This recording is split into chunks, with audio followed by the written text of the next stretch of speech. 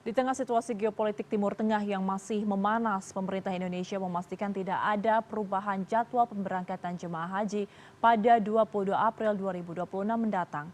Kementerian Haji dan Umroh pun menegaskan bahwa persiapan pelaksanaan ibadah haji sudah hampir rampung.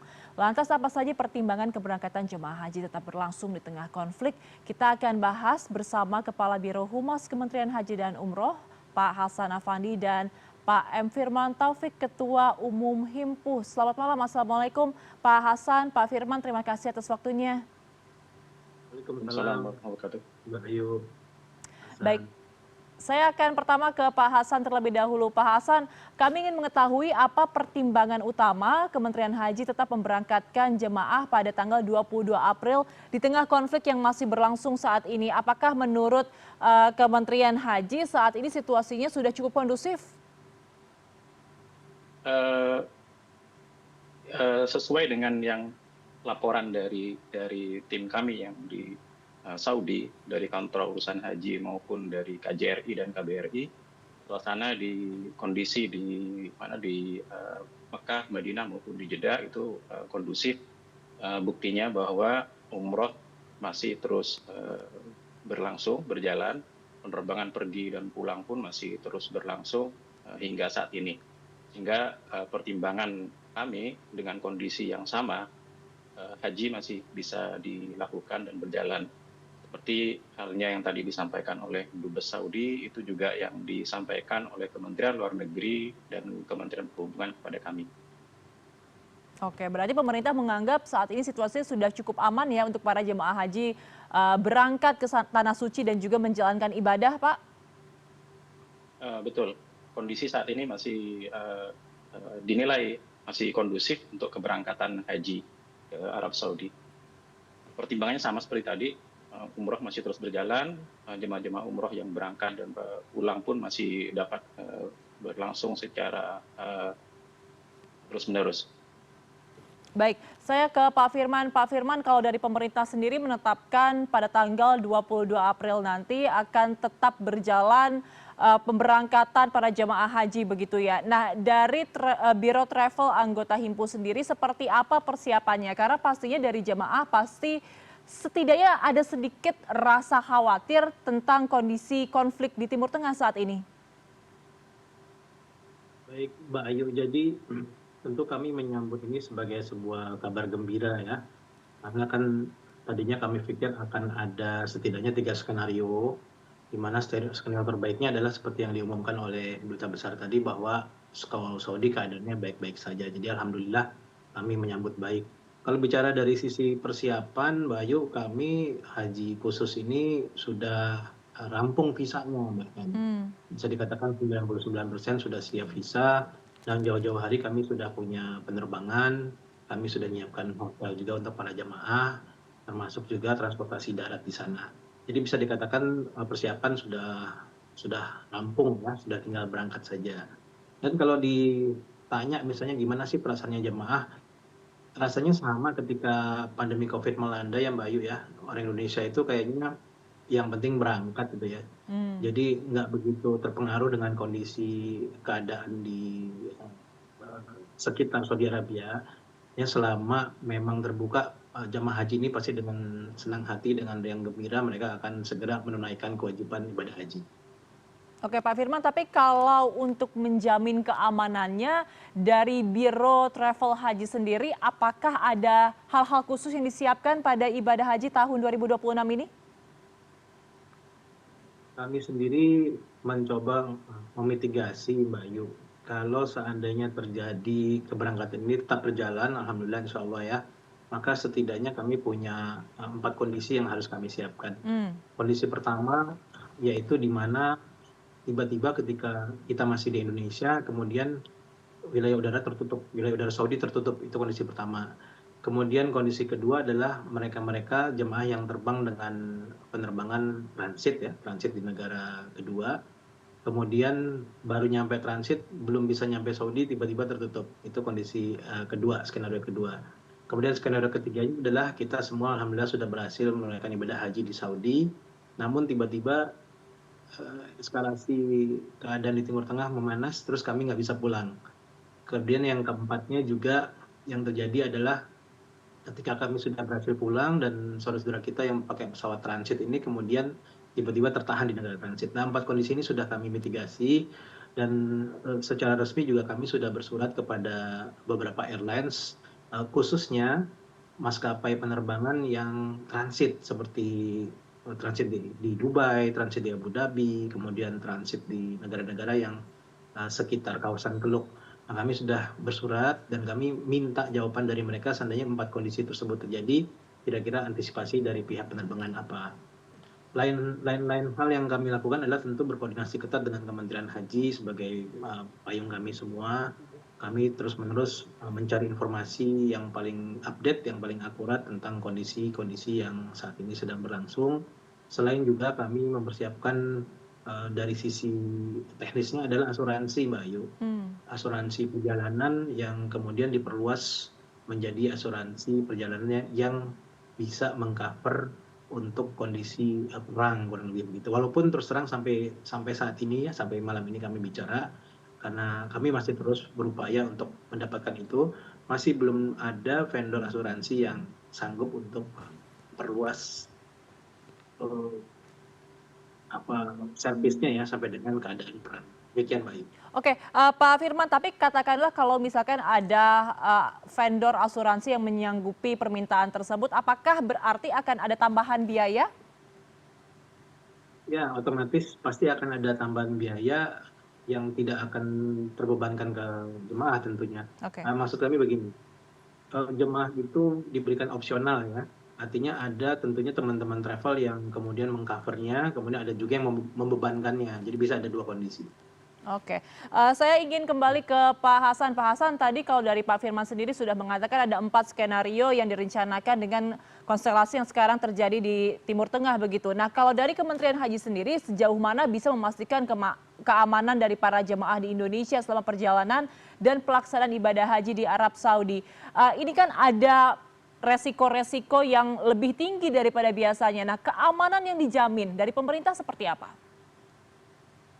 Keamanan itu berarti keamanan perjalanannya, berangkat dan pulang dari Saudi, dan keamanan selama di Saudi. Untuk keamanan selama di Saudi, kami koordinasi penuh dengan Kementerian Luar Negeri dan otoritas Saudi. Kemudian untuk perjalanannya itu dengan Kementerian Luar Negeri dan Kementerian Perhubungan. Memang Mbak Ayu, kalau di penyelenggaraan haji itu ada 2 jenis haji. Pertama yang haji reguler yang diselenggarakan oleh pemerintah, itu semuanya menggunakan penerbangan direct, ya, seperti tadi disampaikan oleh Pak Firman. Nah, sementara yang haji khusus itu ada semuanya dilakukan oleh PIHK, oleh travel haji khusus. Ada yang menggunakan penerbangan direct dan ada juga yang menggunakan penerbangan transit. Yang mungkin yang harus benar-benar dimitigasi dalam kondisi saat ini itu adalah para travel atau PHK yang jemaah-jemaahnya menggunakan penerbangan transit, terutama penerbangan yang melewati negara-negara Timur Tengah atau transit di Timur Tengah. Jadi mitigasi itu tadi yang Pak Firman sampaikan itu menarik lagi untuk kemudian diekspor, terutama sampai kemudian menyediakan asuransi yang kemudian bisa mengcover, walaupun kita pahami bahwa kondisi atau eskalasi di konflik di Timur Tengah ini kemudian agak sedikit menyulitkan untuk kemudian perusahaan-perusahaan asuransi tersebut memberikan penjaminan sampai dengan pada kondisi yang seperti sekarang ini. Kondisinya sangat-sangat dinamis, namun kami meyakini dengan jika kemudian eskalasinya itu masih sama dengan saat ini, umroh masih terus berjalan seperti saat ini, penerbangan masih ada ruang udara yang terbuka, insya Allah haji masih bisa terus berlangsung. Dan jika kemudian di negara-negara Timur Tengah terjadi deeskalasi, menurun konfliknya, berarti penerbangan transit sudah bisa beroperasional secara penuh. Baik, Pak Hasan, seperti yang Anda sampaikan tadi bahwa situasi saat ini memang sangat dinamis begitu. Kalau dari Himpuh tadi mengatakan sudah ada 4 skenario yang diterapkan atau sudah disiapkan. Begitu kalau dari Kementerian Haji sendiri, apakah ada skenario darurat juga yang telah disiapkan? Ada skenario. Kalau yang normal tadi kan seperti yang sekarang, jadi karena penerbangan direct semua, jadi normal-normal saja, terus terbang biasa. Tetapi jika kemudian ruang udara tertutup sementara Saudi tidak menutup penyelenggaraan hajinya dan dimungkinkan untuk dilaksanakan, kami mungkin memikirkan tentang skenario reroute ke daerah di Afrika melalui India, kemudian melalui Samudra Hindia dan kemudian agak sedikit ke selatan ke selatan, terus kemudian ke Afrika Timur dan baru muter balik ke arah Jeddah. Memang risikonya adalah pembengkakan, kemungkinan ada penambahan biaya karena masa penerbangannya menjadi masa terbang yang lebih lama gitu. Dan skenario-skenario lainnya sebenarnya sudah disampaikan sebelumnya oleh Pak Menteri maupun Pak Wamen, seperti yang tadi, kalau kemudian kita tidak memberangkatkan karena memang kondisinya. Tapi pada prinsipnya tentu ini pemerintah maupun travel pastinya itu akan berpikir bahwa prinsip dasarnya penyelenggaraan haji itu adalah memastikan bahwa keselamatan jemaah itu adalah prioritas yang utama. Keselamatan jemaah itu prioritas yang utama. Namun jika kemudian memungkinkan, kita tetap masih bisa optimis untuk memberangkatkan jemaah-jemaah haji. Baik, saya kembali ke Pak Firman. Pak Firman, tadi Anda juga telah menjelaskan kepada kami ada 4 skenario yang sudah disiapkan dari Himpuh untuk pelaksanaan ibadah haji tahun 2026 begitu. Nah, katakanlah misalnya ada salah satu atau beberapa dari skenario ini yang terjadi karena memang situasinya sangat dinamis saat ini, kita tidak mengetahui kapan eskalasi konflik akan naik. Kalau itu terjadi, seperti apa mitigasinya? Apa langkah-langkah yang akan dilakukan kalau misalnya tiba-tiba situasi di Timur Tengah memanas? Tentunya yang paling utama adalah anggap misalnya terjadi, nauzubillah min dzalik ya, misalnya terjadi kita tertahan ketika penyelenggaraan haji sudah selesai misalnya, kemudian terjadi eskalasi yang memanas, ruang udara Saudi ditutup, maka tentunya kalau dalam kondisi itu kita akan berkoordinasi penuh dengan pihak Saudi selaku tuan rumah. Artinya seperti yang sudah terjadi ketika di umroh kemarin, mereka betul-betul well prepare, Mbak Ayu. Mereka menyiapkan semuanya dengan baik, artinya mereka betul-betul menjaga keselamatan para jemaah umroh saat itu ya, yang saya yakin juga akan terjadi pada saat nanti ketika jemaah haji mengalami hal yang sama. Dan situasi kedua yang agak cukup rumit adalah ketika kita berada di negara transit. Karena seperti pengalaman kemarin di waktu umroh juga, bahkan sampai dengan hari ini pun masih ada jemaah umroh yang masih tertahan belum bisa pulang ya. Karena memang maskapainya yang bukan tidak punya kemampuan, tapi sepertinya dia melihat dari sisi keamanan tidak mungkin menjemput. Nah, itu akan menjadi cukup rumit karena pasti akan terjadi penambahan hari.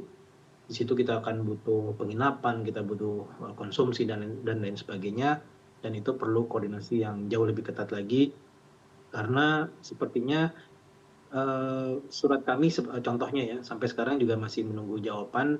Sepertinya juga para maskapai ini juga masih menunggu kira-kira apa yang akan mereka lakukan. Kami masih belum tahu, masih belum dapat bayangan, tapi setidaknya mengaca kepada pengalaman ketika umroh, pada akhirnya penerbangan-penerbangan ini punya beberapa solusi. Di antaranya kita diizinkan untuk melakukan refund biaya total, kemudian mencari pesawat yang lain. Kemudian ada juga yang mereka memang menjemput dengan pesawat-pesawat yang mereka punya, dan bahkan ada juga yang cukup solutif menurut saya adalah mereka memindahkan base. Contoh misalnya ketika saat itu Dubai bandaranya sedang dikena serangan drone ya, kemudian mereka mengalihkan misalnya ke North Terminalnya haji di Saudi Arabia, atau misalnya mereka mengalihkan ke Oman misalnya seperti itu. Itu lumayan menjadi solusi bagi kita semua, Mbak Ayu. Oke, berarti untuk supaya hal tersebut tidak terjadi lagi, apakah Himpuh melakukan koordinasi atau kerjasama mungkin dengan maskapai yang lebih banyak agar nanti tidak ada masyarakat yang tertahan di satu negara gitu, kalau misalkan tiba-tiba terjadi eskalasi kembali? Tidak seperti itu, Mbak Ayu, karena sekali lagi bahwa para travel khusus ini kan sudah jauh-jauh hari menyiapkan tiket penerbangannya. Jadi mereka sekarang bahkan ada yang sudah dalam kondisi membayar penuh, dan untuk mau mengalihkan mereka ke Oke. pesawat yang direct itu bukan hal yang mudah, Mhm. mengingat waktu, mengingat ketersediaan pesawat dan lain sebagainya. Baik, oke. Terakhir saya ingin ke Pak Hasan. Pak Hasan, apakah ada himbauan khusus bagi para jamaah dari Kementerian Haji dan juga mungkin untuk pada sanak saudara para jamaah haji yang akan melaksanakan ibadah di bulan April mendatang, apa yang ingin disampaikan kepada mereka? Mbak Ayu, jadi yang seperti yang disampaikan oleh pimpinan kami juga tadi oleh Pak Firman, bahwa persiapan haji itu sudah dilakukan dan semuanya sudah rampung, semua kontrak sudah selesai semua. Jadi ikhtiar itu sudah dilakukan. Nah, jadi kami mohon kepada seluruh pemirsa, jemaah maupun keluarganya untuk kemudian mendoakan agar kondisi di Timur Tengah itu menjadi lebih kondusif. Dan kedua, yang kemudian kami himbau adalah agar jemaah dan keluarga itu berupaya untuk mendapatkan dan mengikuti informasi-informasi resmi yang kemudian dikeluarkan oleh pemerintah maupun kemudian yang disampaikan oleh travel haji khusus. Oke, baik, kita sama-sama berdoa dan berharap semoga perjalanan ibadah haji di tahun 2026 ini bisa berjalan dengan lancar dan juga aman. Kita juga sama-sama mendoakan semoga konflik yang terjadi di Timur Tengah bisa segera reda sehingga tidak berpengaruh ke sektor-sektor lainnya termasuk ibadah haji dan juga umroh. Terima kasih banyak atas informasi yang telah dibagikan kepada kami, Kepala Biro Humas Kementerian Haji dan Umroh Hasan Afandi dan juga M. Firman Taufik, Ketua Umum Himpus. Selamat malam, Bapak-Bapak semua, sehat selalu. Assalamualaikum. Selamat malam. Waalaikumsalam warahmatullahi wabarakatuh. Terima kasih Mbak Ayu.